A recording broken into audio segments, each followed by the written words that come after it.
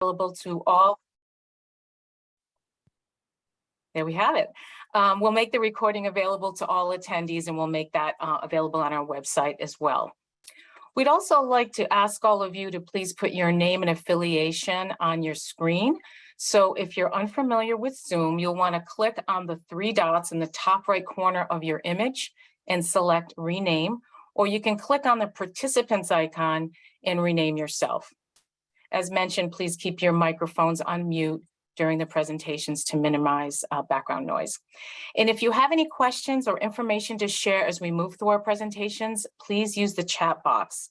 And if you're directing any question to a specific person, you can use the @ and then put their name after, and we'd be able to direct that accordingly.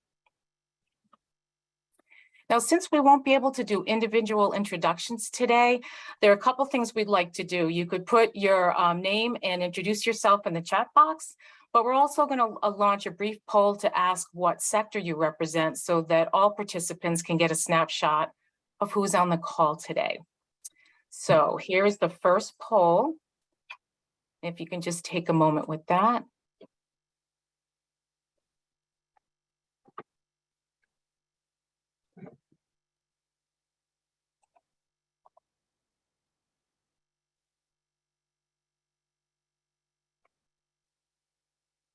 I give it just a few more seconds, Olivia. We're almost there.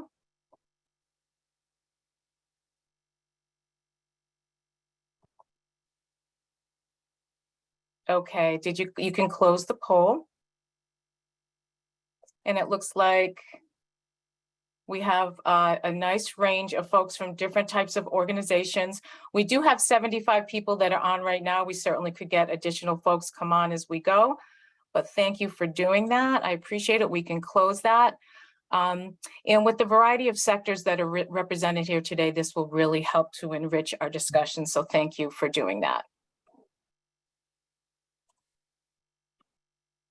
Now, today's meeting marks the first step of a new chapter in our collective work to reduce and reuse materials that are part of the built environment. So think wallboard, metal, lumber, windows, bricks, concrete, flooring, and the like. MassDEP's 2030 Solid Waste Master Plan committed to development of action plans for key waste reduction areas, including reduce and reuse. These action plans are designed to engage stakeholders on an ongoing basis to develop initiatives in priority areas. After multiple meetings of the statewide Reduce and Reuse Working Group, which many of you may have participated in during 2020 and 2021, MassDEP released its first Reduce and Reuse Action Plan in December of 21. This plan identifies building materials as a priority material stream for reuse, which brings us to today's meeting, deconstruction and building materials, with reuse as the focus for our first subgroup or work group meeting. So some of the goals for this working group include gaining a better understanding of how much C&D or construction and demolition material is being wasted, and to identify opportunities for reuse. We want to align our work with MassDEP's Reduce and Reuse Action Plan. We want to work together to grow this industry in Massachusetts. We want to keep in mind that climate impacts, environmental justice, as well as job development will be woven throughout this process. And together we'll aim to work for the greater good, to collaborate and provide equal opportunity for all stakeholders. We plan to hold quarterly meetings for this group designed to educate across all stakeholder groups, discuss incentives to make change, share experiences, research market opportunities, explore ways to store materials, find efficient ways to connect materials with those who want it, identify local deconstruction practitioners, explore design for reuse and adaptive reuse, identify grants and other funding opportunities, spotlight social and environmental justice issues, and share contracts for deconstruction ordinances. There's a lot to this work. It's important to know who's working behind the scenes in planning for this deconstruction work group as well. So I asked everyone on the team to please just share a photo, and we're so grateful to have all of these experienced and passionate leaders working together to move things forward here in Massachusetts. We'll hear brief presentations from several of these trailblazers today in the deconstruction work arena and discuss some next steps. So with no further ado, let's dive in. To start us off, we have a brief video to frame our meeting today. So folks can give me a thumbs up when I start this, and hopefully you'll be able to hear it okay. Have you considered going solar in Massachusetts but afraid of the huge price tag attached? Most people don't know this, but almost 100... This is the story of two homes. They both provide their family shelter and places to make memories. But in time, some may think the lives of these homes are over. The first house gets demolished. Its lumber, windows, doors, bricks, all of it is buried in a landfill and will decay for hundreds of years. This is a waste of more than 41 tons of energy that was used to create the materials that went into the house. That's equivalent to driving your car nearly 93,000 miles, or almost 4 times around the world in greenhouse gas emissions. Construction and demolition waste is the largest source of waste sent to landfills nationally, more than double the household trash we throw out. Wasting building materials by demolition leads to deforestation. It destroys ecosystems and decreases our air quality. Kathy, do you want to pause it? Because the demolition in San Antonio has created over 100. I'm sorry, what's that? Yeah, we're not seeing the video. The audio is loud and clear, but the video is frozen. We're still on the opening screen. Are you seeing the video play on your screen? It's playing on my screen, yes. Let me stop and restart that if folks would like. Kathy, you need to get out of share screen and then go back in, and then it'll work. Okay.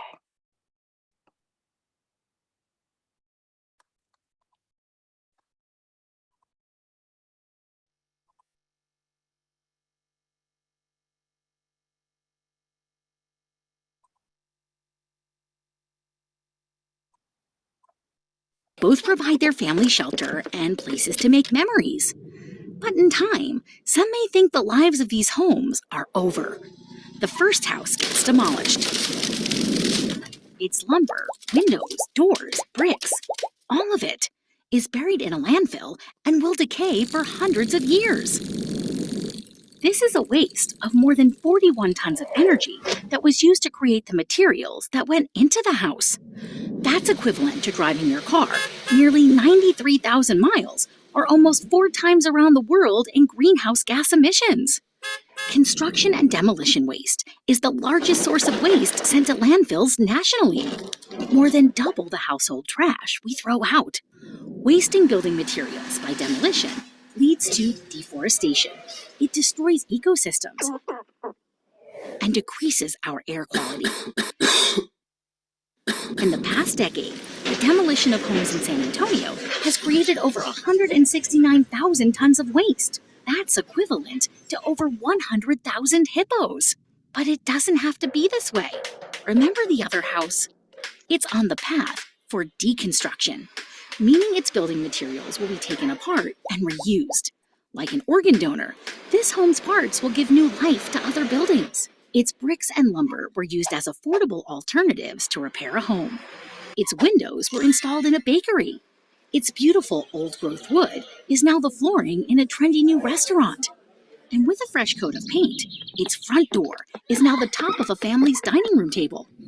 It's estimated that reuse, refurbishment, and upcycling generate about 300 jobs for every 10,000 tons of material, meaning that, on average, deconstruction employs 6 times more people than demolition. Deconstruction produces jobs in manufacturing, retail, and building trades, creating a cycle of reuse for building materials. We can protect the future of our older homes and buildings by using materials from their past. This nurtures a healthy environment, continues the legacy of our city's built heritage, and keeps quality materials out of our landfills. San Antonio can lead the way for cities across the world. And it starts with our buildings today. Don't demolish. deconstruct, and reuse. It's the earth-friendly alternative. Okay, thank you, Timony, for sharing that. I'm going to now switch back to the presentation screen. I think that was a terrific video to start with. Can you see back to the presentation screen again, hopefully? Yes. We're seeing the video screen, Kathy. I think You're you need to, you probably need to stop share and go back in because we're seeing the video screen. Okay. I think that's just the slide that she has it on. Oh, Yeah, okay. that was the slides. Yeah, yeah. Okay, so you're seeing what you should be, Michael? Well, Okay. You just need to reshare it. But that was the right. Thanks for your patience, folks. Okay.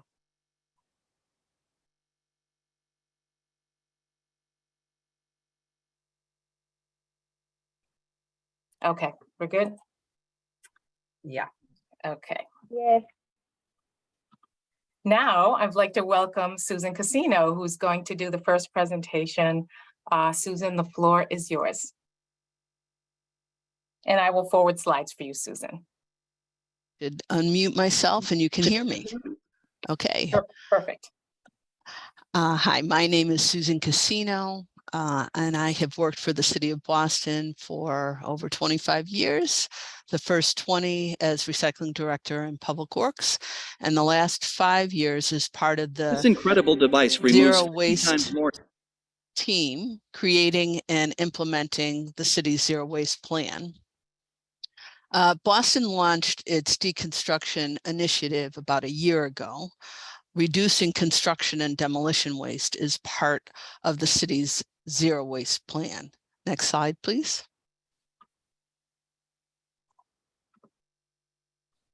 Deconstruction is an alternative to building demolition, and Boston defines it as a process of dismantling whole or parts of a building in order to salvage material for reuse and recycle what is not reusable.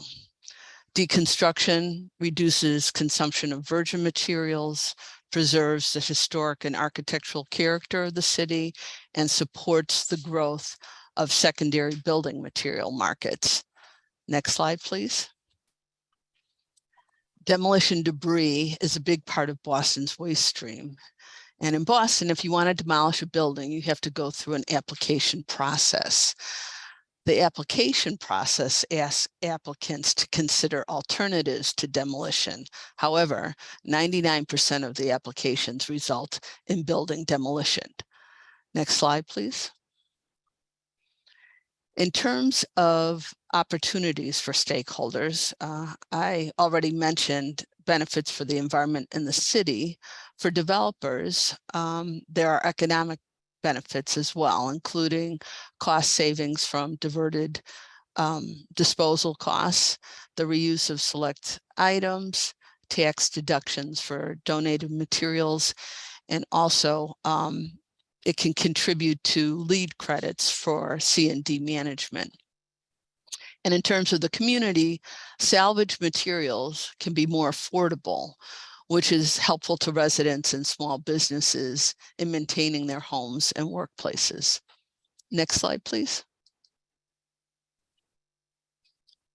Boston has partnered with Recycling Works to provide free deconstruction technical assistance to building owners and developers. Recycling Works, a nonprofit organization, is funded through the Mass Department of Environmental Protection, and you'll be hearing from Recycling Works shortly. And I want to thank DEP for funding them, because without their support, the city's deconstruction initiative would not be happening. Next slide, please. Deconstruction can take many forms. First and foremost is the continued use of a building, which I will talk about a little more later. Then the building's contents, such as furniture, light fixtures, electronics, can be sold or donated for reuse or recycling. Attached items, such as cabinets, appliances, flooring, windows, can be removed for reuse or recycling. then the building structural parts can be dismantled for reuse or recycling. Deconstruction is any and all of these options. Next slide, please. So in our deconstruction initiative, pictured here are a few of our current projects, a 7-unit Victorian residence, a 160-room hotel, and a university science building. In terms of choosing a project for the deconstruction initiative, I have looked at the Boston Planning and Development Agency's projects that have committed to LEED construction and demolition waste credits. It shows that the developers are interested in waste reduction. And also, in terms of LEED C&D waste management credits, they are for diverting 3 to 5 material waste streams and diverting 50 to 75% of the C&D by weight for reuse or recycling. Also, any owner or developer that's interested in participating in the deconstruction initiative can, or buildings that the city review team think are well suited for deconstruction can also be included. Next slide, please. The building industry has focused on greenhouse gas emissions from buildings when they are in operation, as you can see from this diagram. However, the embodied carbon emissions, which are the greenhouse gases emitted during the building's construction, account for 20 to 50% of a building's whole life emissions.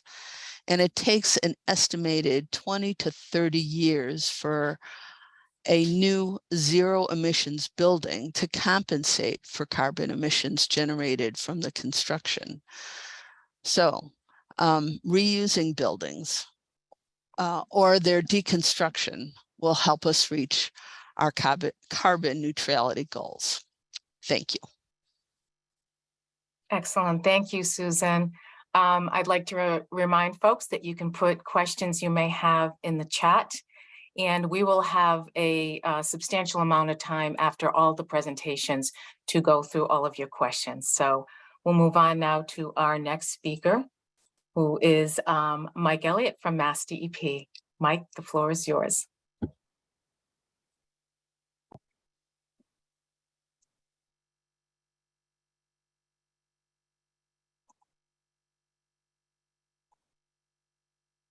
So you want to unmute yourself, Mike. Let's start that over again. I said good afternoon, believe it or not. Thank you. And thank you for the introduction, Kathy. If we could move on to the next slide, that'd be great. So as Kathy alluded to earlier, Massachusetts general laws require MassDEP to maintain a comprehensive statewide master plan to reduce and manage solid waste, which the agency updates on a 10-year planning cycle. The most recent plan covers the period from 2020 to 2030, and that's available on our website. This document establishes goals to reduce disposal statewide by 30% over the next decade, from 5.7 million tons in the baseline year of 2018 to 4 million tons by 2030. And it sets a long-term goal of achieving a 90% reduction in disposal down to a mere 570,000 tons per year by 2050. Next slide, please. Of the 5.7 million tons of waste disposed in the baseline year of 2018, thank you, approximately 1.6 million tons can be attributed to C&D waste. That represents over 28% of the total waste disposed. You'll recall Susan mentioned that 30% number, so it's essentially that's about the same number, same ballpark. And so therefore, C&D waste is one of the top categories entering the Massachusetts waste stream. And given the nature of these materials, we believe there's significant opportunity to reduce the amount of waste disposed through reuse and recycling. Accordingly, the Solid Waste Master Plan set a 2030 goal to reduce C&D waste disposal by 260,000 tons. Next slide, please. So this past spring, MassDEP engaged the services of a well-respected team of consultants to conduct a statewide waste characterization study, which was focused on defining the composition of bulky waste loads by material category and to determine what percentage of these loads is either waistband material or other recoverable materials.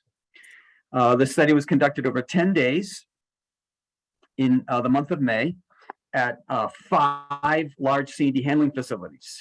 Now, approximately 20% of the loads surveyed during the study were straight C&D loads. So in addition to the bulky waste loads, we also surveyed C&D loads. Thus, this provided us with up-to-date data on the composition of C&D waste in the current year.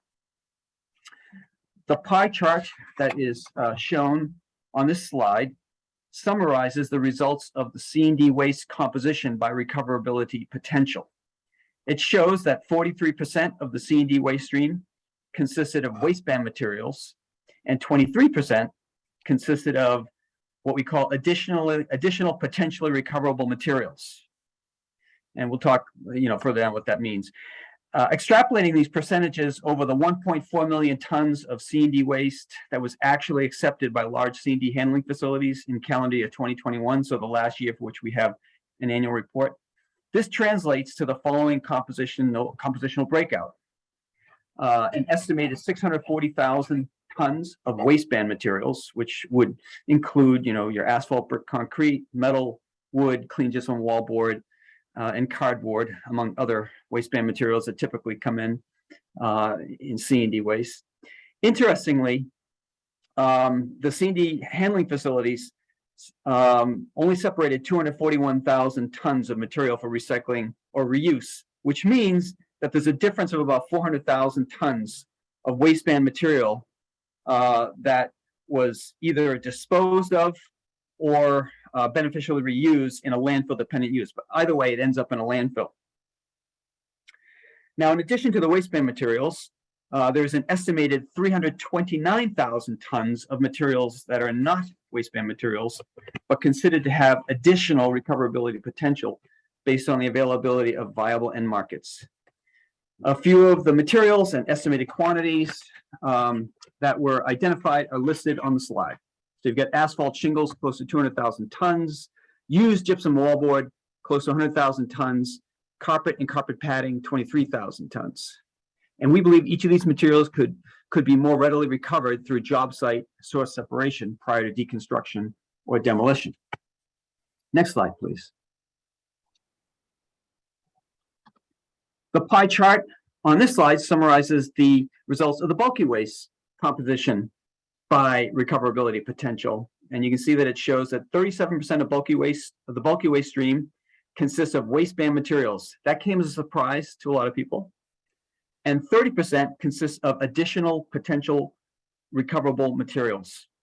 And extrapolating these percentages over the 308,000 tons of bulky waste that were actually accepted at large C&D handling facilities last year in calendar year 2021, this translates to the following compositional breakout. Approximately 115,000 tons of waistband materials, which is, that's asphalt, brick and concrete, metal, wood, clean gypsum wallboard, cardboard, etc. And an estimated 91,000 tons of materials that are not waistband materials, but considered to have additional recoverability potential based on the availability of markets. And a few of the materials are shown on the slide. We found predominantly wood furniture, 53,000 tons. Carpet and carpet padding, 11,000 tons. These are estimated quantities. Durable plastic and predominantly plastic furniture, 10,000 tons, and so on. So again, each of these materials would ideally be recovered through job site source separation prior to deconstruction or demolition. Mike, you've got about a minute left. Although Susan left we're a good. little extra time, so you can borrow a teeny bit from Susan. Thank you. Great. Go to the next slide, please. So we believe C&D handling facilities are well positioned to take advantage of future reuse market opportunities. C&D facilities can leverage their existing strengths, for example, their access to secondary market materials, the availability of processing equipment to render separated materials suitable to meet recycling specs, and their recognition as established locations for material aggregation. With some creative thinking, C&D handling facilities may be able to adopt new business strategies to capture a greater market share. For example, they could serve as material reuse aggregation points and/or material reuse vendors. They could partner with developers to improve efficiency and effectiveness of job site source separation. They could process source separated materials for reuse and recycling, and they could use their business expertise to expand secondary material markets. So if we go to the next slide, just some references that you can refer back to. And the final slide is my contact information. And again, as Kathy said, if you have any questions, drop them in the chat and we'll get to your questions after all the speakers have said their piece. Terrific. Thank you very much, Mike. Next, we're going to turn our attention to the environmental impacts of this waste stream that Mike just described to us and why it is essential that we work toward increased reuse in this sector. So thankfully, we have Timony Hood here from the EPA. And so Timony, I will hand the floor over to you. Really excited to be here with you today to talk about the intersection between climate change and building materials reuse and deconstruction. So I work at the Environmental Protection Agency's regional office in San Francisco, have been there about 20 years as a zero waste and green building coordinator. And there's no better intersection than this work. Next slide, please. So this is a general EPA disclaimer stating that this is not policy information that we're sharing, but just background informational information. Next slide. I wanted to start by just sharing kind of what's possible. This is a project that was built by the General Services Administration, the federal government's landlord, and they deconstructed a warehouse that was on the same site and used almost 300,000 board feet of lumber, both structurally and non-structurally on this project. Next slide. And this information is shared from a colleague, Brad Guy, who's a visionary architect and has done a lot of work on deconstruction. It is from a Florida floodplain buyout from FEMA, where they actually took apart in a panelized way this home and they used it to rebuild. Previous slide, please. They rebuilt a new home that's HUD Section 8 low-income housing, kind of outside of the floodplain. So this was done under the current building code, which with building code official approval allows for alternative materials and methods.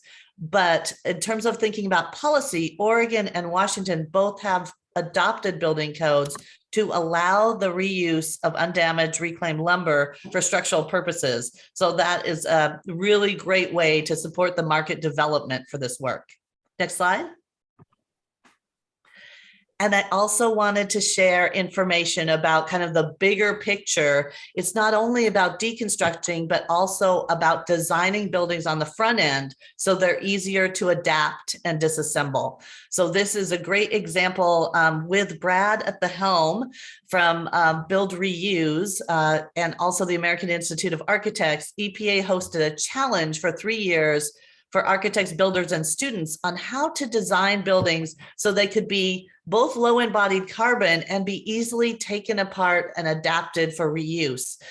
So these are examples of 2 buildings that are both on pin foundations, which is a hot topic now with sea level rise. And the one on the bottom there, it's designed to be taken apart in modules and moved. And it's in Seattle, and they have like a gangway ramp. So there's no concrete foundation, and they've moved it several times since. Next slide. The other thing we've started to see is a big push in the direction of mandatory deconstruction. You know, why are we throwing away entire buildings is kind of the fundamental question. What an incredible waste. And in Portland in 2016, they were the first in the US to previous slide, please. The first in the US to adopt a mandatory deconstruction ordinance, and it was so successful they expanded it in 2019. They're recovering an average of 5 tons of wood per home, and that's the primary material they're recovering. Like about 85% of the materials recovered is wood. Palo Alto in California in the Bay Area adopted a mandatory ordinance for commercial and residential deconstruction and have found very strong compliance from the commercial sector. And in San Antonio just passed an ordinance.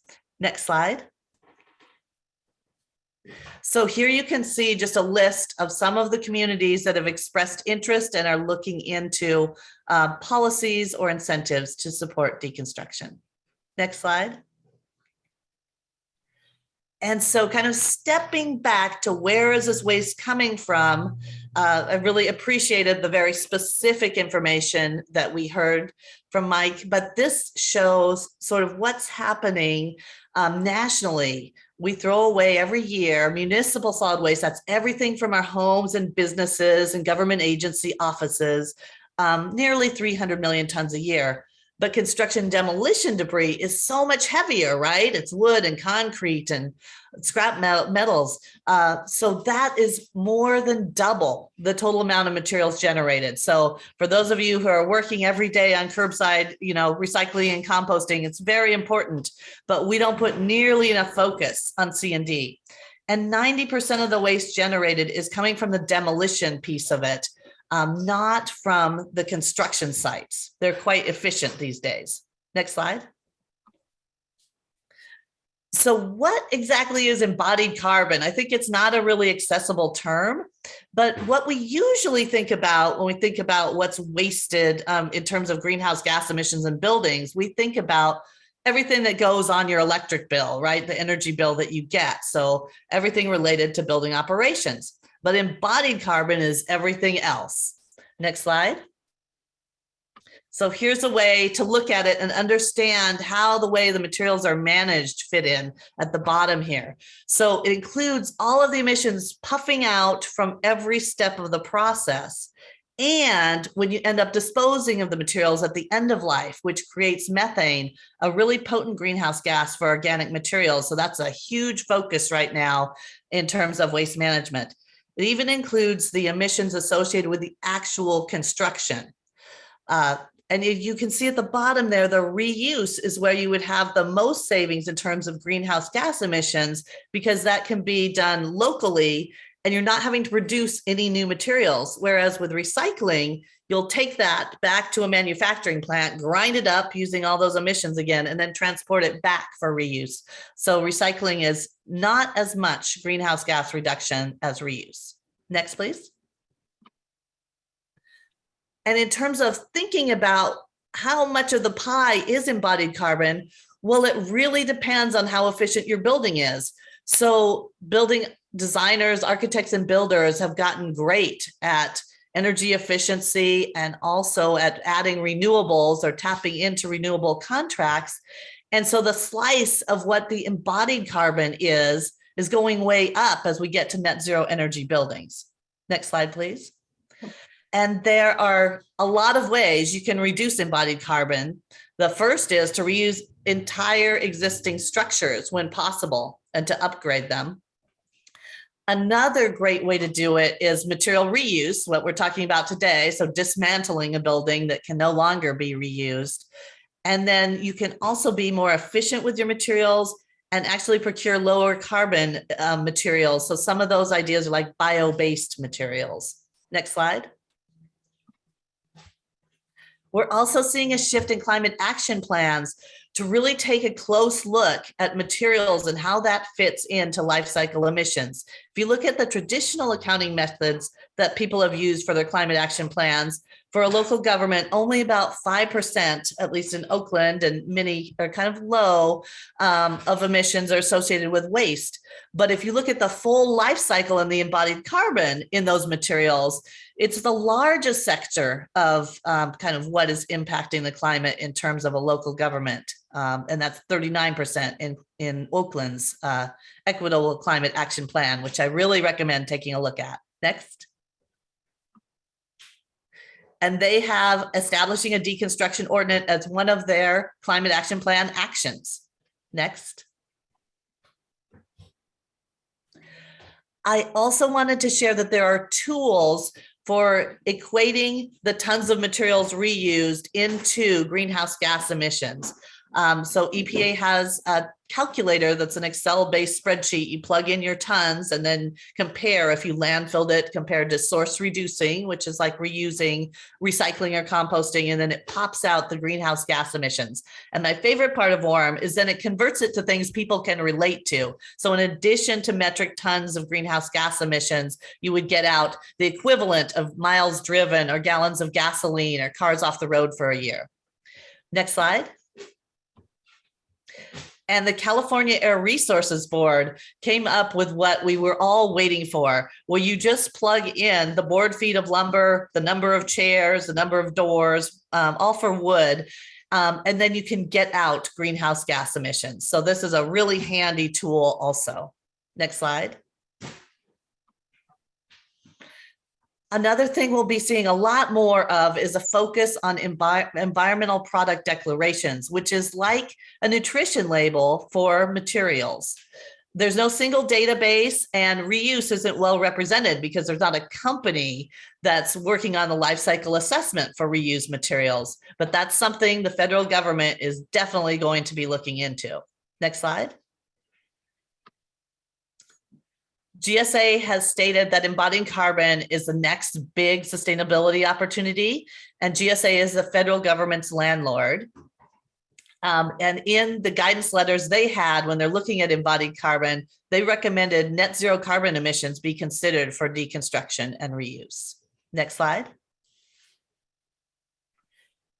And as I mentioned, there's going to be a lot more work in this area because kind of closing in on $5 billion of work is going to be funded through the recently passed Inflation Reduction Act, with a focus on EPA, GSA, and the Federal Highway Administration working together to develop new guidelines and support for embodied carbon labeling and kind of standards. And then also, this is the big one at the bottom there, to actually purchase those low embodied carbon materials and get them into reuse. Next slide.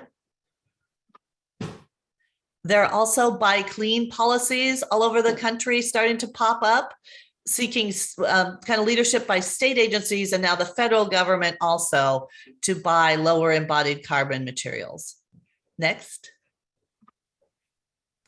And I wanted to leave you with a big list of embodied carbon opportunities. There are so many things that government, nonprofit, kind of deconstruction organizations can work on to advance this, and we really need all of you. Next. So thank you very much. And I've left a bunch of great resources. I'm co-leading the Bay Area Deconstruction Workgroup with Nicole Ty from Green Links. And we started in 2017, and we have about 500 people from all over the world now joining those groups. But there's kind of the notes and the presentations from that group are available on that site, and just a lot of additional resources that might be helpful. It's been great to be here with you today. Thank you. Thank you so much, Timony, for sharing this information. You have such a wealth of experience, and we're just so grateful that you were here and be able to inspire all of us as we embark on this work. Next up, I'd like to welcome Michael Orbank, who will discuss how we can help start building a reuse infrastructure here in Massachusetts. So welcome, Michael. Hello, everyone. My name is Michael Orbank. I work for Structure Tone in Boston, and I also represent the Carbon Leadership Forum of Boston as a co-chair of the Deconstruction and Reuse Working Group.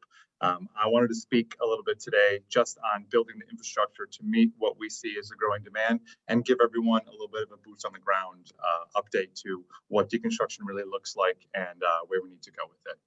Next slide, please.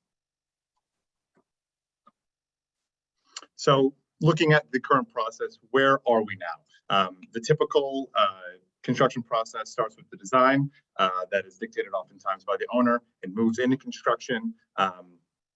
We go through demolition after the building's or the project's life cycle is over, and then all of that is mostly turned into waste.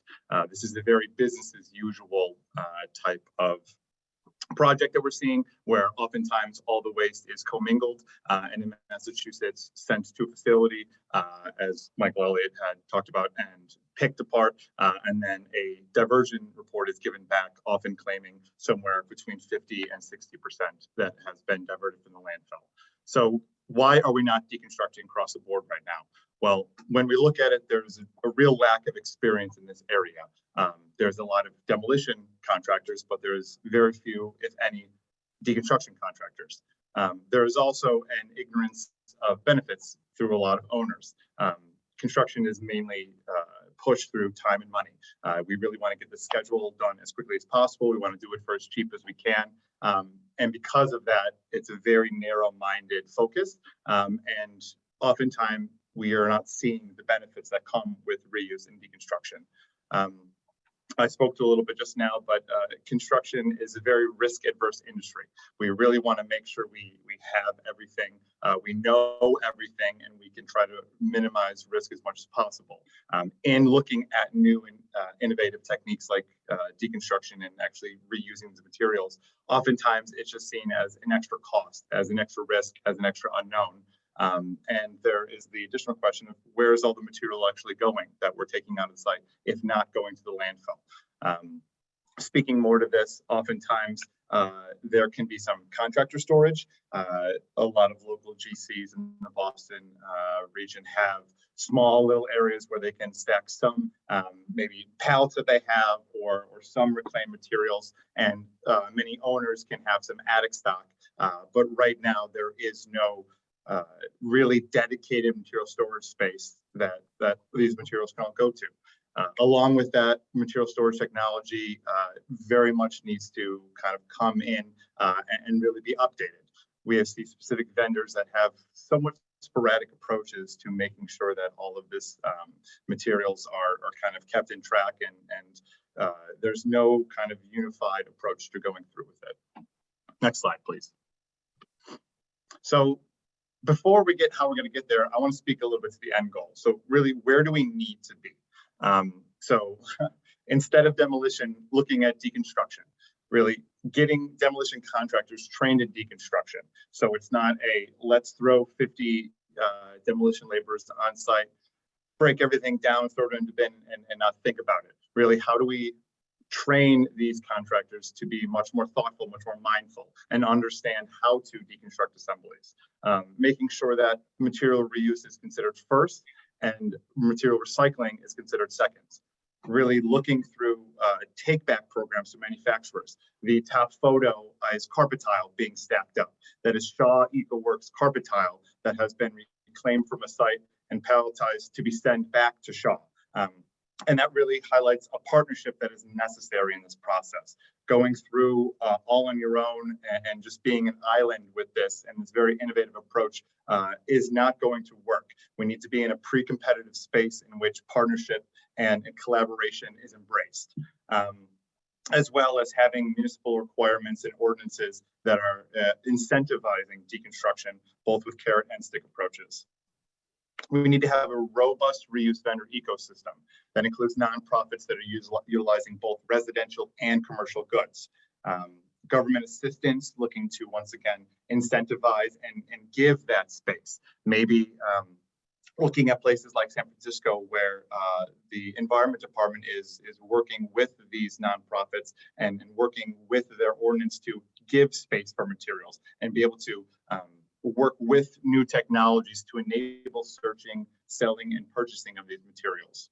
In addition, something that is very important is having location-specific resources, really making sure that if we do deconstruct a building, a space, what have you, we can make sure that that has a second life within the region, and we're not looking to send it really far away, add to those transportation costs and emissions, and making sure that deconstruction and reuse has a real local and community focus, that the materials you're pulling out, you're using back in the same kind of community that you have there, really making sure you're adding to where you are.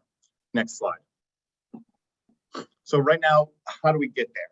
So as I mentioned before, collaboration and innovation. No one part of the process is going to do it on its own. Starting with designers, how do we design for deconstruction? Making sure that the assemblies that are built can be obviously up to code and strong and what we need, but can also be deconstructed at the end of the project's life. And making sure that in the specifications, reuse is called out. Really changing things like demolition drawings to deconstruction drawings, making sure that on the drawings itself, specific items are called out to either be reused or be part of a take back program.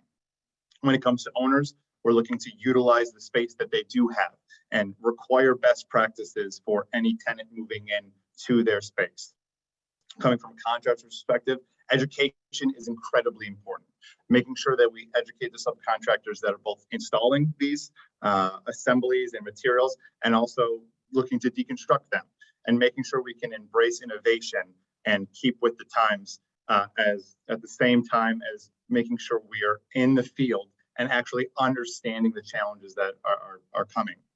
When looking for C&D waste haulers, really, how can they become the critical link and generate the data that we really need to make sure these programs can be optimized? When looking at nonprofits and reuse vendors, as I've been calling them, really consider commercial materials and embracing new updates in technology. So when these materials come in, not only is there potential space, but we can know exactly how much we have and exactly what that demand is from parts of the community or parts of the region. When looking at municipal governments, really looking to pilot ordinances and incentivize change and partner with the communities that they represent, so that once again, as I said earlier, these materials can stay in these communities and truly benefit a more circular economy. One thing I will say is I had seen a comment earlier in the chat talking about cost. So when looking at cost for deconstruction, it's very apparent that if given the option right now, because of this business as usual and how things have always been done, if after the project has been bid, if after all of the budgets have been made, looking to then add on, hey, I want to try to deconstruct, I want to try to reuse, I want to use a manufacturer take-back program. Oftentimes, I have seen that creates enormous costs after the fact. How do we fight this? Well, in the pre-construction process, looking with the owner and the designer, how can we make sure that deconstruction and reuse is fundamentally part of what contractors, of what subs are bidding on, so that there isn't a price hike, so we can really baseline exactly what the scope is and continue to be competitive. Next slide.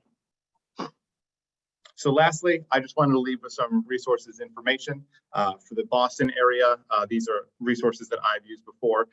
All for Reuse, which is a national material reuse, advocacy, and networking nonprofit. Boston Building Resources, a great community resource and regional material vendor that also has community education.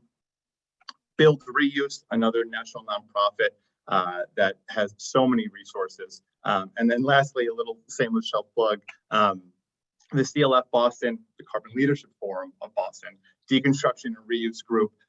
If anyone wants to reach out, that is an email. We have recently published a white paper called the Boston Deconstruction and Material Reuse Roadmap, going into much more detail for both the AEC industry, architects, engineers, and contractors, as well as nonprofits and owners. If anyone wants to reach out to me personally, please use that email. I'd love to answer any questions I can. Thank you.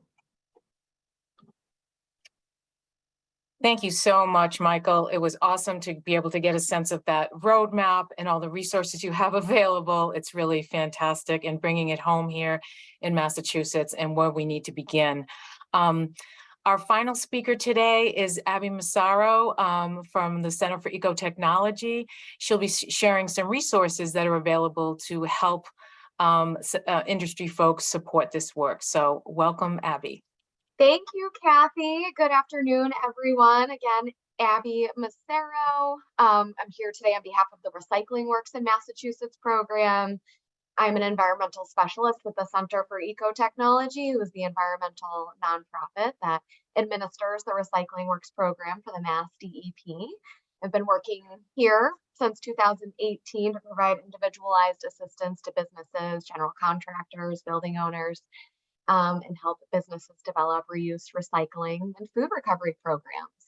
I'm also on the board of directors at Mass Recycle and the Springfield, Massachusetts materials recycling facility. As Kathy said, my piece today will really be focusing on recycling works and other resources, as well as describing different deconstruction practices, which can vary project to project. So I'm going to highlight some of those too. And I wanted to note that I also have my colleague Victoria Phillips and Olivia Ainer in the audience today, who will be available to answer questions. Olivia's been working behind the scenes today on Zoom. So thank you so much. We can go to the next slide. I know so many of us are likely familiar with the Recycling Works program, but for those of you who aren't, we're funded by the MassDEP, delivered under contract by CET.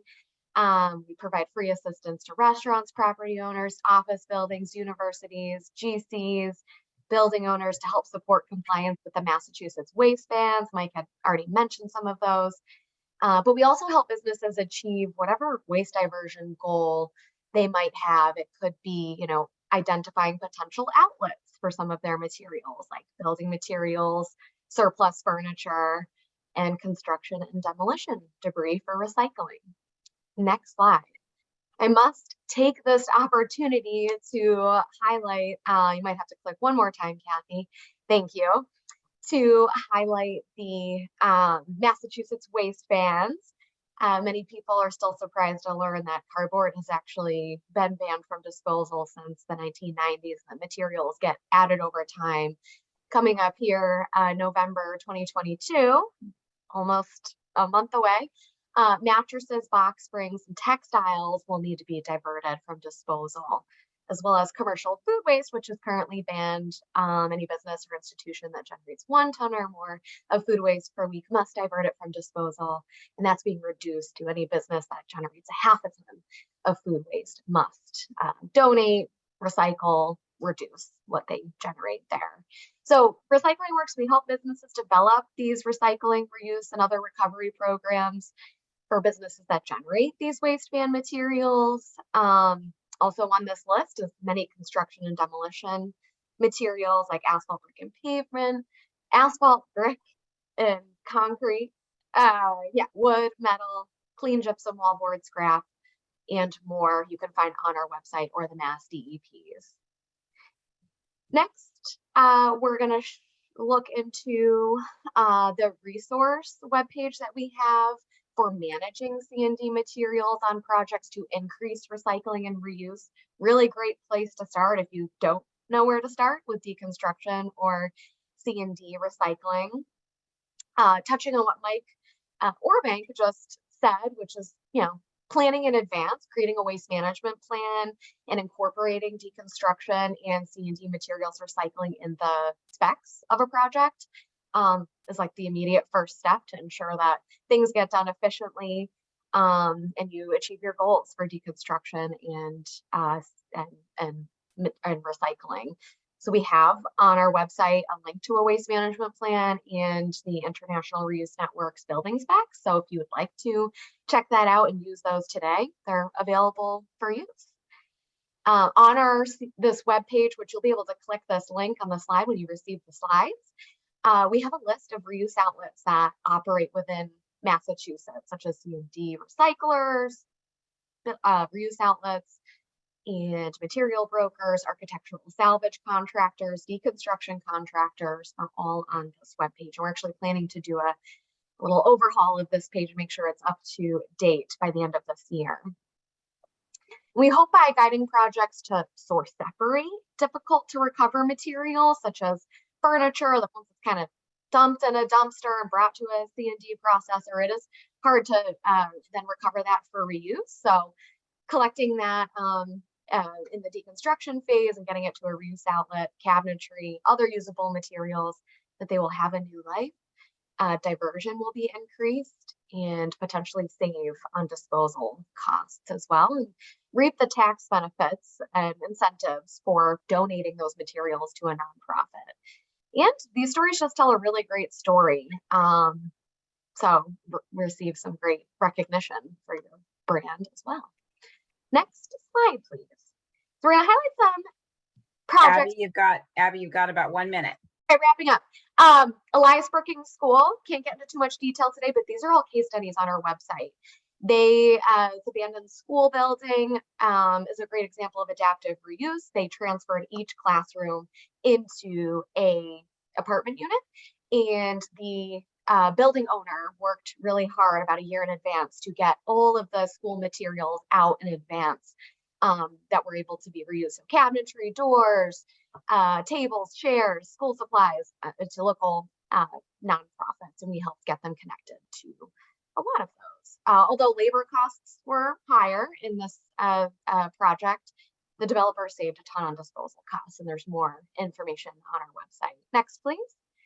We'll get to Homeowners Rehab Incorporated, the Matheson Apartments. They ended up being able to salvage 200 cabinets, appliances, and fixtures for reuse. They worked with the local Habitat for Humanity restore and were able to salvage many items here that were going to end up in the dumpster. Next slide, we have our C&D training video that we created actually with Michael Orbank from Structure Tone. We don't need to show it right now, but it's a great example of how you can train staff in advance of a project to help them get prepared for looking for signage for recycling or for staging usable building materials to get picked up by someone. And I'm going to end here in the next slide, which is like, you're not alone here. Next slide, please. Thank you. There are many resource libraries, free technical assistance from recycling work. So we're able to help any business, contractor, or building owner with their deconstruction projects. On our website, we have our Find a Recycler tool where you can look for recyclers and reuse outlets based on zip code. There's also the All for Reuse ecosystem map for suppliers of salvage building materials, the wood reuse directory for reuse and recycling opportunities for wood, and the Building Ease Exchange, which will be coming soon. If not, it's already live, but we'll be able to streamline procuring used building materials. And of course, Michael's CLF forum, which has fantastic speakers. And I think you could probably reach out to anyone on this call today. We'd be happy to put our heads together and help you get started with deconstruction. So next is just my contact info, which you'll have as these slides are shared. So thank you very much. Thank you so much, Abby. That was fantastic.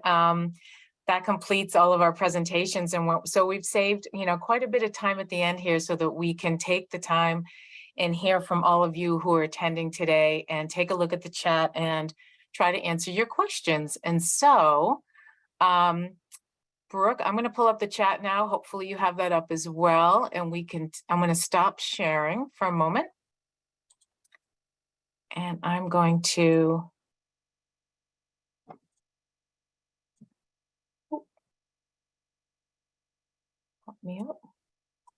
open up the chat here. Feel free if you see anything here that you can get started with. I'm just opening it up right now. Let's see what we have here.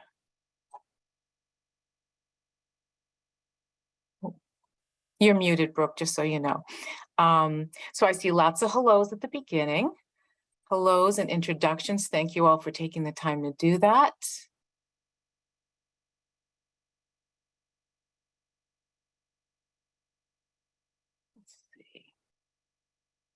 Okay, can you hear me now?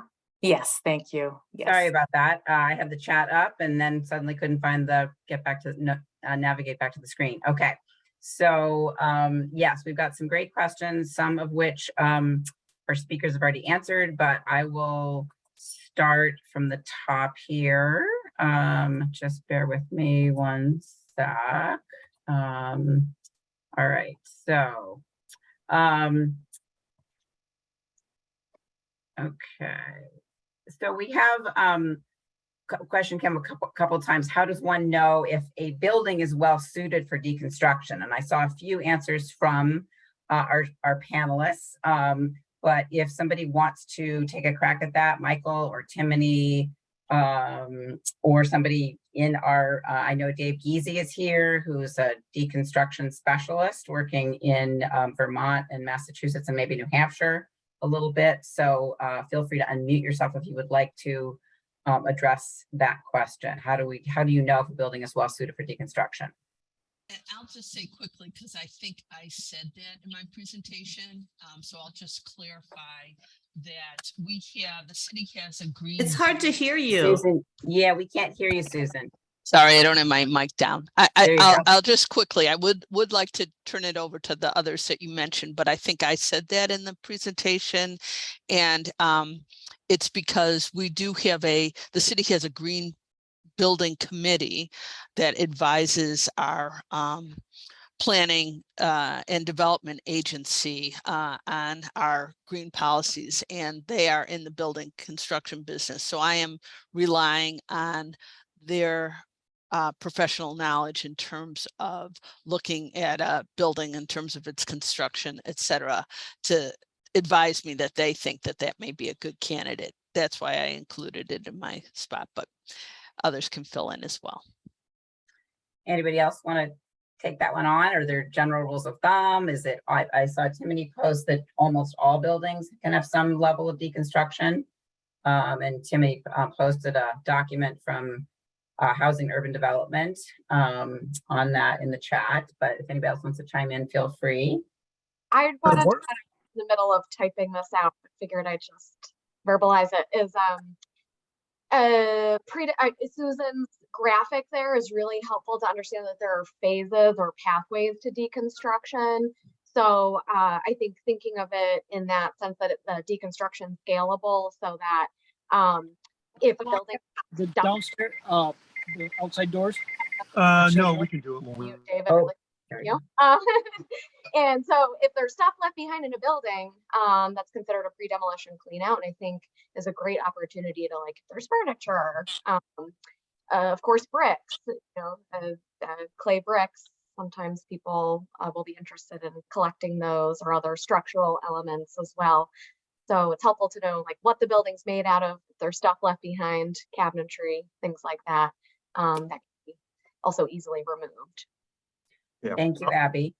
I would actually add on to that real quick. There's also almost a time component to this. So right now in the region, there are some buildings and projects and interior spaces, which it'd actually be kind of difficult right now. So maybe right now in time, because of the lack of infrastructure and experience, they might not be the most easily deconstructible. So starting with soft strips, as we've been calling them, going through and seeing what can we right now in time with the experience and infrastructure we have, get some of these materials that we know can, I guess we could say, move. So we can pull up fixtures, pull up furniture, and then work with, oh, do I have carpet tiles? Do I have ceiling tiles? I'm coming from a commercial background, so it is flexed a little that way. But once kind of infrastructure and experience builds up, that actually has a growing market to where we can then deconstruct more, and more buildings, more spaces can be deconstructed and become more viable. So at the same time as looking at the materials and the deconstructible assemblies, we also have to look at experience and policy to really identify what we want to target. Eventually, we want to get to the point where everything is deconstructible, but kind of knowing that kind of temporal restriction and building up the region is a huge part of it as well. Yeah, so it's kind of like going for the low-hanging fruit first. And then again, you know, we do have, you know, somewhat of a chicken and egg or a horse and cart scenario here, as we do with any new, you know, sort of change up in the way we do things. We're, you know, this, I guess you could think of deconstruction as sort of a disruptor industry or movement. At the beginning, there's going to be a lot of different paths, and it's we're going to have to work together to find the answers out. I did, Sarah Nichols from Natural Resources Council of Maine asked if there's anybody on the call who knows of decon companies and services in Maine. So if you want to just post that in the chat for Sarah or to everybody, maybe Dave Giese knows somebody that works in Maine. I know he is in the decon business. Let's see. So we have a question: who will pay? And Mike did touch on this in his presentation. Who will pay for additional material storage at sorting facilities for materials with negative economic value? And that's that's sort of that is one of the big questions but I'll throw that out there if anybody wants to address that. I can address it. Can you hear me, Brooke? Yes, we can. Thanks, Yeah, David. great. So one of the ways to look at it, you might be referring to lumber. Lumber, when you look at a house, for the amount of time spent, is going to have one of the lower values, and that's one of the reasons the reuse center model is so successful, because you kind of make your money selling cabinets, and then you use that income to sell lumber, and it balances itself out.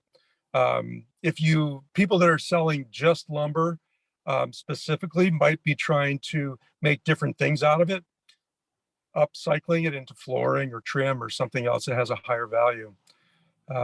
As far as storage goes, one of the things you want to look for is really trying to concentrate the lumber in a location where people know it is. Lumber sales will increase once people know where to go. It's sort of I've donated whole houses to restores. They say that we've never taken this before, we're not sure if we can sell it, and then a month later they're calling me up and saying, can we get more? Because once they have it and people know where to go, then it really starts selling.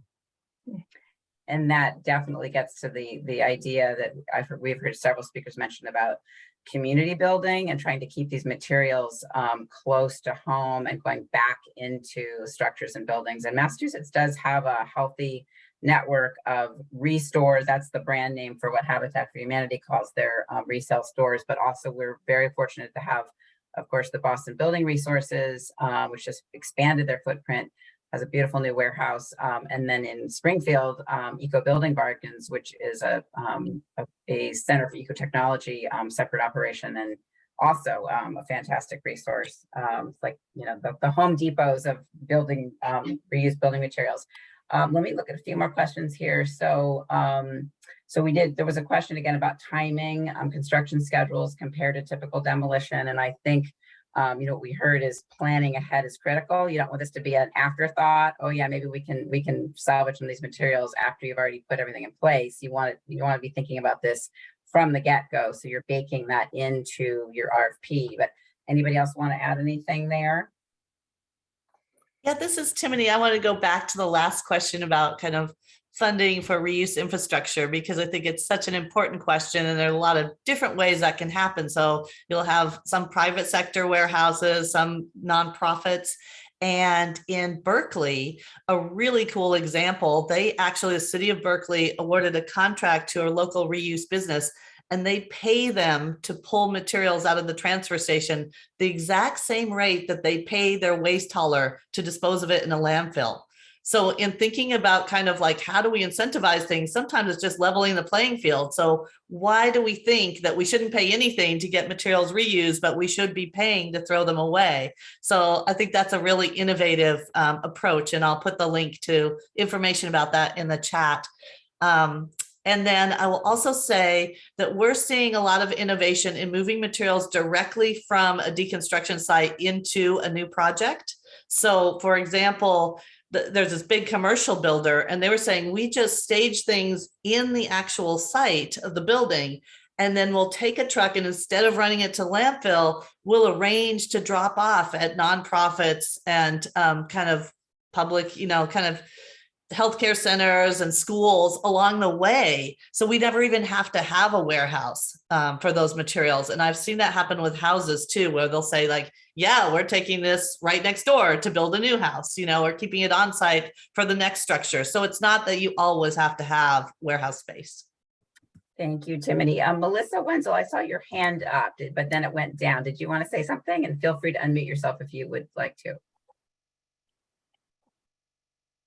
Okay, maybe. Yes. No, I saw an unmute and now I'm mute again. Oh, hand up. Go ahead, Melissa.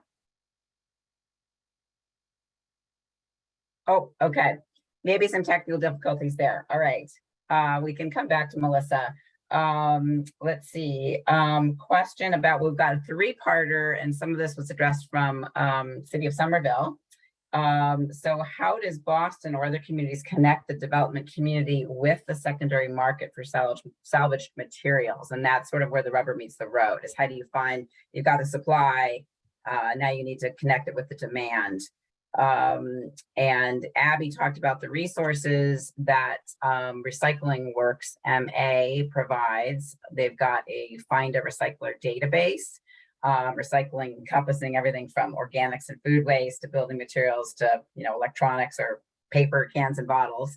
But Susan, maybe you want to say a little bit too about how you did this, because you've gone through this with your pilots where you invited secondary market operators to come in and tour the building. Exactly, Brooke, thanks. And it's really through the partnership with Recycling Works.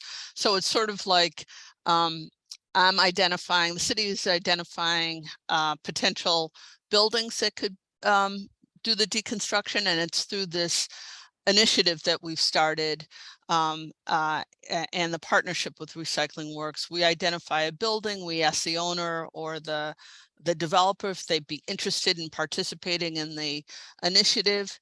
And if they agree, actually Recycling Works has a little application process, which is really a one-pager that describes the building. If that's okay, then they're part of the program, and we start the process with, like you said, Brooke, it's looking at the building, looking what's in there, looking to see what potential is for reuse and recycling, and then using the resource that Recycling Works has to identify reuse vendors. We start with the reuse vendors, we bring them into the building, they assess it, they put together a proposal, they work with the owners as to whether they are looking for donations or even paying for some of these materials, and we go from there. Yeah, I think the stuff, thank you, Susan. The stuff kind of dictates who we put the business or institution in touch with. If it's a school, you know, maybe we'll try and find other schools that could use the stuff. Yeah, so I think it's kind of a two-part thing. Like, okay, we'll try and get the materials, which, you know, Boston Building Resources, Eco Building Bargains, both I think are on the call today. They're typically interested in things that work well in a home. That same with, you know, mostly the Habitat for Humanity resource as well. So they might not necessarily be interested in, you know, 50 chalkboards, but International Reuse Network or Furniture Trust might take some of that stuff. So, and then it's a whole piece of convincing or kind of making it feasible for designers to kind of sell the idea of building with used materials, or, you know, once used materials, in new projects too, to kind of create that. I think that's the next piece here, is all that we have all this commercial stuff. Now we need to get it somewhere. Thank you, Abby. Yeah, and yes. So here's a really good question too, and that's, what is the best argument to justify the additional cost to contractors when they're asked to deconstruct? And yeah, I'd love to hear somebody weigh in on that. I think, David, we've talked about that a little bit, and anybody feel free to jump in. You know, there doesn't necessarily have to be additional cost. I found that in most cases, the jobs that I didn't get, it was because of time, not necessarily cost. If it's a homeowner, then the tax deduction, if that's useful to them, will generally balance out the extra cost. In fact, they may make a little extra money on it. But even with a job, say we do a job for a nonprofit, what we would do is we would just split the value that we get from the material sales, and generally that'll balance out the additional costs of the deconstruction. So I think the key really is getting really experienced deconstruction contractors, because that really increases the efficiency and brings down the cost. And I found that it's really easier kind of to start from scratch and train people rather than trying to untrain people that are already doing demolition. That becomes a little tougher. So I think as we look at what we're going to do in Massachusetts, we want to look at all those options, but I think getting some deconstruction businesses up and running will be critical. And I would actually add to that if possible. So I had mentioned in my presentation kind of how to keep costs low. And it's really, I can't stress enough coming from the commercial side that if given an option, the industry very typically wants to go to what it's used to, and what it's used to is not a sustainable, healthy future.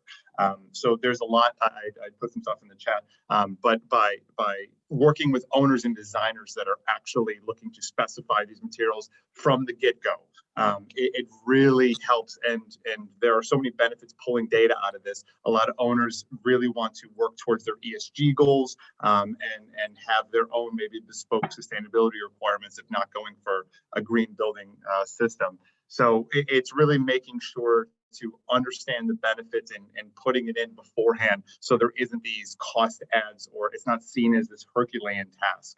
It's really just seen as what we need to do, and by understanding that and working towards that, I think that this idea of even sustainability in general being this high cost premium is really whittled down to just best practices. Thank you, Michael. And oh, and I would share too, in Portland, their experience. I think it would be great to have Sean Wood from the city of Portland talk a little bit about their experience in implementing their mandatory deconstruction ordinance. But they gave out some small grants. I think it was just $750 per project at the beginning to get the pilot projects going. And then they did find, like you were saying, it wasn't significantly more expensive. And as they've added some lead-based paint requirements to remediate buildings with lead-based paint, they're finding that there's parity between deconstruction and demolition now. So that's really great news, I think, for the industry. thank you, Timothy, for mentioning Portland. We have talked about one of the premier sort of experts in the nation is a gentleman from Portland, Dave Bennick, who's done a lot of consulting on deconstruction, and we've talked with him about having him present at a subsequent meeting of this deconstruction work group, and bringing somebody from the city of Portland as well. From what I've learned about Portland, they've created a whole industry. They certify deconstruction specialists, and we sort of, I guess I think of a city or a town, city ordinance or a town bylaw being kind of the holy grail. Like that's the top of the mountain where we would love to see, municipalities leading. We know that, getting up that mountain is going to take some time. And so in the meantime, City of Boston is providing us with a great example, because they are, just doing it. They are saying, we're going to pilot some stuff. Yeah, we don't have an ordinance yet. Maybe we'll get there, but we're going to demonstrate that this is possible and bring together different stakeholders to make it happen. So it's kind of, there's many tools. And that's awesome. And then just to build on that, ultimately what happens in Portland and the other communities that adopt ordinances is it's just a standard permit condition. So there's no question, does the homeowner want to do it? If they, we're planning to demolish their building, that's not an option anymore. And so everyone's on board. And it's really, if you ask people, would you rather throw away your building or have it reused? People are glad. I think they're thankful to think that their material, their building isn't being wasted. So that's another aspect of this. Right. And what I love about the ordinance and what was the impetus in Portland, if I'm not mistaken, is that it was about community preservation. It was about not tearing down historic buildings and then putting up buildings that were out of the scale or character of, a neighborhood. So that's where you've got this nexus of, different stakeholders, community preservation, historic preservation, as well as environment and economic development, because you're creating new jobs to deconstruct. So it's one of the things that's so great about reuse, triple bottom line. We had a question about asbestos in a building. And we've got our asbestos DP's asbestos specialist here, Michael Elliott, not to put you on the spot, Mike, but does that, render a building not deconstructible? I don't think so. We currently deal with that even with demolition. And I'd like to make a shout out to Recycling Works, the best management practice guide we have for construction and demolition. I think if I remember correctly, Abby, that's like the very first thing right at the top of the list is that we have to identify any hazardous materials and have a plan. So that's part of your waste management plan. How do you handle hazardous materials? And so long as you do the upfront, assessment of what materials are hazardous and which ones need to be managed separately, and you take that out before you go mixing all the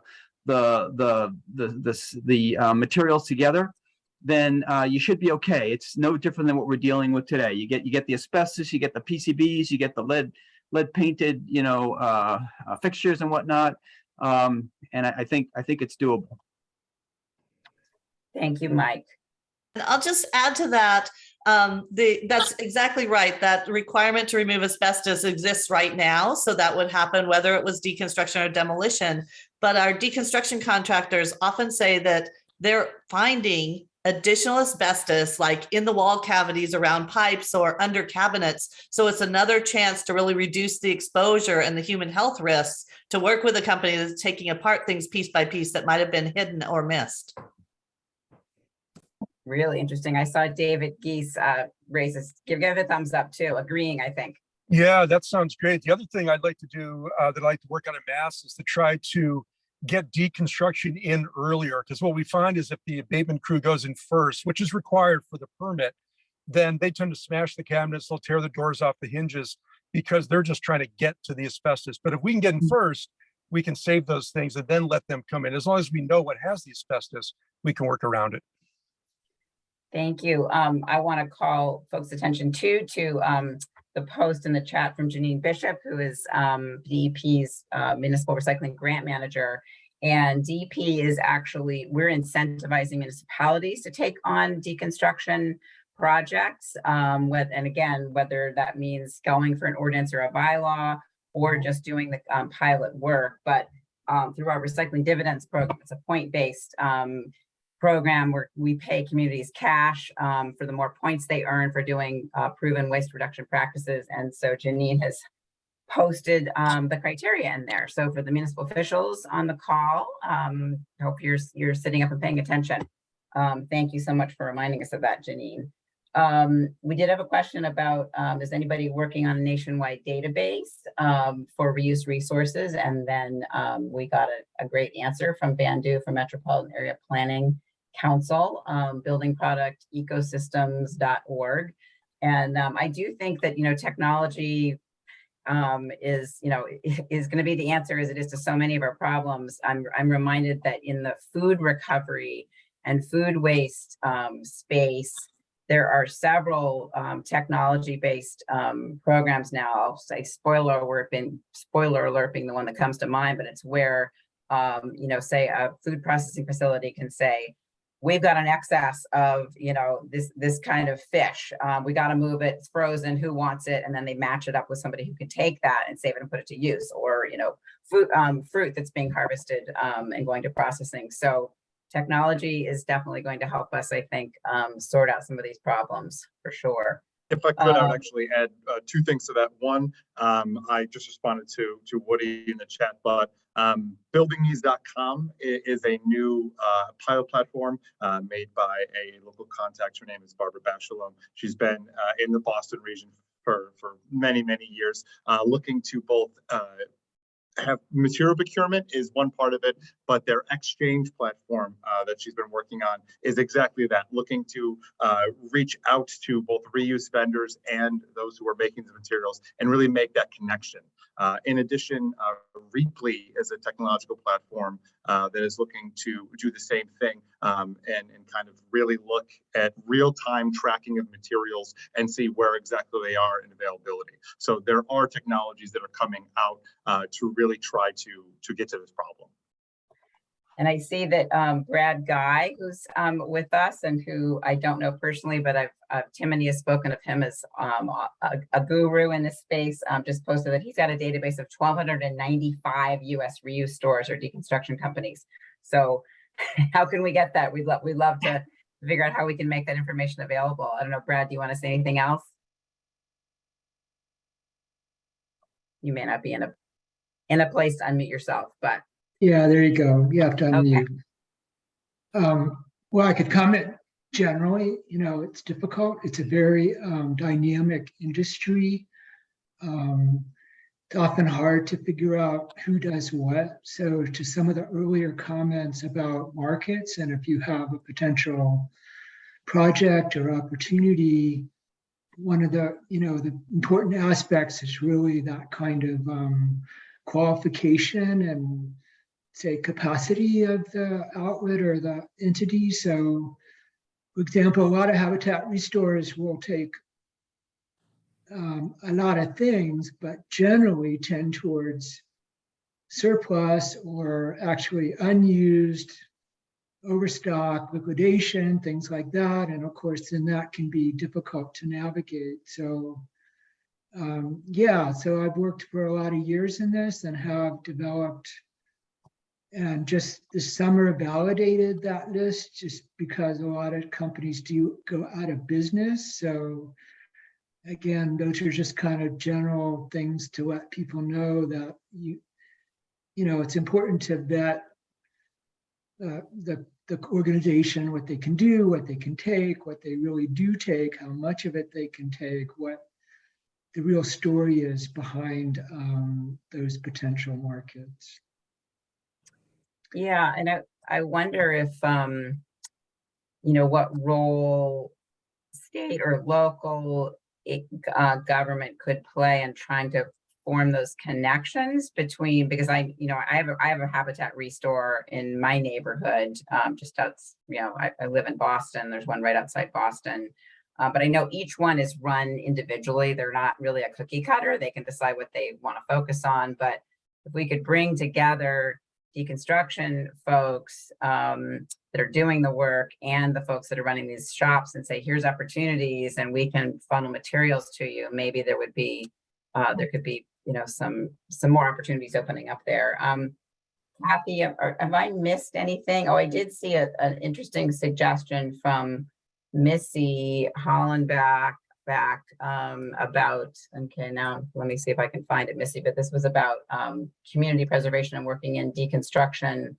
Feel free to jump in and help me if you want to unmute yourself, because now I'm so I was going to say it might be faster. So with community preservation, again, the goal is to preserve buildings, but make it work with the organization who runs it to make it a requirement that deconstruction is there, for end use and that through the whole step. And then also with the Massachusetts school buildings and library programs where the state funds half of the program, the communities have to chip in the other half, but see if we're able to make or somehow influence that deconstruction is part of that process for them to get funding. And we actually have Elizabeth Sherba here, who's with the Mass Historical Commission. So sorry to call you out, Liz, but great to have you here. If you want to add anything. When we look at those projects, we're looking at, if they're retaining the building. Sometimes we do have an adverse effect where they're proposing to demolish the building. And I think at that point in time, when they move through the state register review consultation phase, that could be potential mitigation as deconstruction is what we could be looking at. We have a consultation regulations, so we don't have approval or veto power on projects. But when we look at a potential demolition where we'd be looking at mitigation, this could be some mitigation. Interesting. Yeah. Very, very exciting. Thank you for that. Kathy, are we bumping up on our time? I think, did we say 3? Yeah, we said 3 o'clock. So I'm thinking, I don't know if you want to take one more question, and then we had a really quick poll before we released everyone for today. So okay, I see Michael. I think congratulations are due to Michael Orbank, who said he has to jump off to do some wedding stuff this Saturday. So congrats, Michael. And I love this, and then I'm gonna turn it over to you. But Brad Guy just posted, deconstruction is like archaeology and very good for teaching about old buildings. That's wonderful. beautiful. Okay, Kathy, I'm turning it back to you. Okay, well, I'm going to share screen just for one more moment. And basically what we're going to want to do is a very quick poll so that we can decide on topics for future meetings. And so Olivia, I think, just posted our second poll. If folks can take a moment, you can choose up to 3 topics because basically we want to plan some deep dive meetings to really get our hands into some of these. Choose up to 3. This will help us inform our planning as we go forward. We do plan on meeting quarterly, and I'll give folks a moment to finish this. And don't forget to use the little scroll bar on the right because it's a long list. So if your window's only showing a few of them, scroll down. Good point, Brooke. Thank you. Yes, we have all 10 there, and we had to really consolidate to bring it into 10 options here because there's so many things of interest, so many items of interest. But you can do, I can see some things emerging here through the poll. We'll give it another moment. We're at about 63% participating. So folks can just select the meeting topics that are of greatest interest to them. And that's what we will do. Okay, we have just about 73% participating in that. So if you would like to close the poll, Olivia, and show the results, can you share those? Thank you. You can see that reuse markets for building materials rises, deconstruction ordinances designed for reuse lead points, and manufacturer take back. Those seem to be the top 3, but there's interest all across the board. So thank you all. That will really help us as we go forward. We'll stop sharing that. And one last thing is I want folks to know is that we have actually gone ahead and scheduled our next meeting of this group, which will be in December. We have a link to that meeting that Olivia can put in the chat if anyone would like to register now to get that on their calendars. And we have some really terrific speakers for that next meeting. It's going to be December 14th. We have really going to think about inspiration and practice and bring together some folks that are really at the forefront of all of this. We have Pam Howland from the Old Window Workshop and Cooperative, Dave Benink from the Building Construction Institute, and Eric Kruger and David Giese from Deconstruction Works. So that meeting will be December 14th at 1:30, same time as today. It'll be on Zoom. And if we have that in the chat, if folks want to grab that now, we'll also include that when we send out the presentation and the video to all attendees so that you can sign up for that December meeting. The very last slide here, which hopefully you can see, has Brooke and my contact information and a link to the Reduce and Reuse Working Group. I welcome you all to continue participating in this discussion. It's really a wonderful opportunity to work together to increase material supplies, reduce greenhouse gas emissions, preserve special places, create jobs, conserve disposal capacity. I want to thank you all for joining us today. And I hope that many or all of you can join us again in December. Thank you, everybody. Thanks, everyone. Thanks.